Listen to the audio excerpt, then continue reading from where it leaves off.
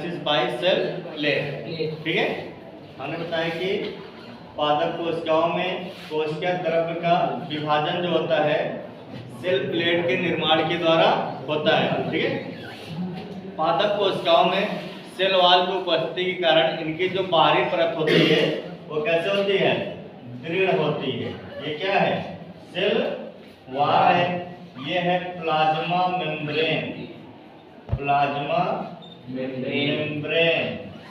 ठीक, और ये क्या है, न्यूक्लियस, ये भी क्या है, न्यूक्लियस।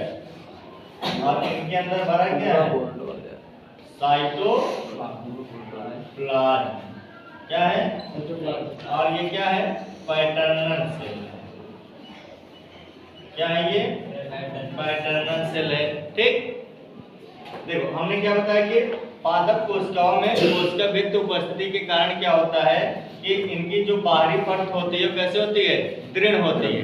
ठीक है, और पादप कोशिकाओं में कोशिका द्रव्य का विभाजन सेल प्लेट के निर्माण के द्वारा होता है। ठीक, अब देखो इसमें क्या होगा, अब इसमें फिर ये डिवाइड होगा, विभाजित होगा।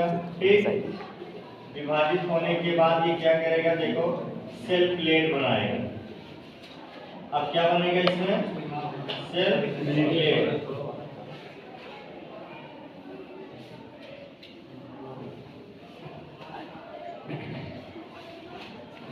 ठीक, देखो अब न्यूक्लियस ये और इधर का न्यूक्लियस है, लेकिन ये क्या है, सेल प्लेट है। ठीक है, सेल प्लेट फॉर्मेशन। अब इसमें क्या हो रहा है, सेल प्लेट का क्या हो रहा है, फॉर्मेशन हो रहा है। ठीक, देखो तथा इन कोशिकाओं में क्या होता है, तथा इन कोशिकाओं में क्या होता है कि आपका इक्वेटर रीजन, माइक्रोट्यूब्यूल्स। ठीक है, इक्वेटर रीजन मतलब मध्य रेखी, माइक्रोट्यूब्यूल सूक्ष्म नलिकाएं एवं गाल्जी वेसिकल जो होते हैं एक तरफ क्या होते हैं, इकट्ठे होकर आपस में जुड़ जाते हैं। कौन कौन से, इक्वेटर रीजन और उसको माइक्रोट्यूब्यूल्स और गाल्जी वेसिकल्स है, ये क्या होते हैं, एक तरफ इकट्ठे होकर आपस में क्या हो जाते हैं, जुड़ जाते हैं। ठीक, जिस स्थान पे या जिस क्षेत्र में ये आपस में जुड़ते हैं गाल्जी वेसिकल, उसी को हम लोग फ्रेगमोप्लास्ट कहते हैं।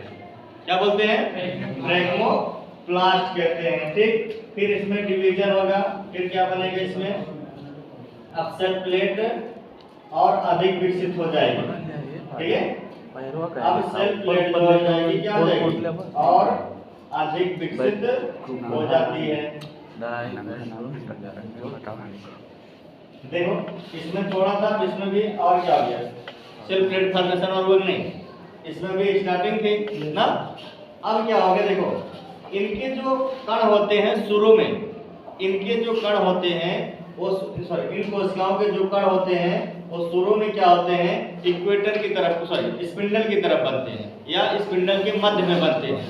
कहाँ बनेंगे, स्पिंडल के मध्य में बनते हैं। ठीक, फिर धीरे धीरे ये एकत्रित होकर, ठीक है, फिर ये धीरे धीरे क्या होते हैं, सेल वॉल की तरफ एकत्रित होकर क्या करते हैं, सेल लैमेली का निर्माण करते हैं।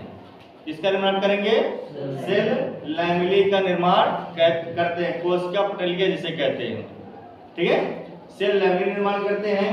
फिर इनमें क्या होता है, इनमें एक सेलुलोज की वॉल बन जाती है।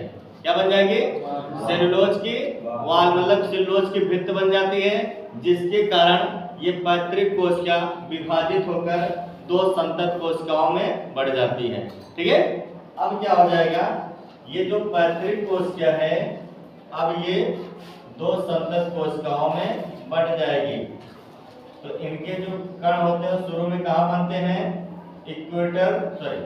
ये शुरू में बनते हैं तर्क के मध्य में, स्पिंडल के मध्य में। ठीक, फिर धीरे धीरे ये कोशिका भित्ति की दीवार की तरफ एकत्रित होकर क्या करते हैं, सेल लैमेली का निर्माण करते हैं। ठीक है, फिर क्या करेंगे, सेल लैमेली का निर्माण करेंगे। फिर इसके बाद क्या होगा, इसमें सेलुलोज की भित्त बन जाएगी। ठीक, जिसके कारण ये पैटर्नल कोशिका जो होती है दो संतत कोशिकाओं का निर्माण करती है। ठीक है। अब देखो यहाँ पे क्या हुआ, सेल वॉल के एक तरफ एकत्रित होने के कारण क्या बन गया, सेल लैमेली बन गया, और इस पे क्या हो गए, सेलुलोज की वॉल आपस में क्या हो गए, इकट्ठे हो गए। ठीक, फिर जो है क्या कर देंगे, दो टार्टर सेल का निर्माण कर देंगे। बढ़ गया नहीं दो? अब एक पैतृक कोशिका कितनी कोशिका में बदल गया, दो संतत कोशिकाओं में बढ़ जाता है। ठीक है, अब इसी को बोलेंगे टू डॉटर सेल। क्या बोलेंगे, टू डॉटर सेल। ये क्या है, न्यूक्लियस, और ये भी क्या है, न्यूक्लियस। ऊपर उठा ले कुर्सी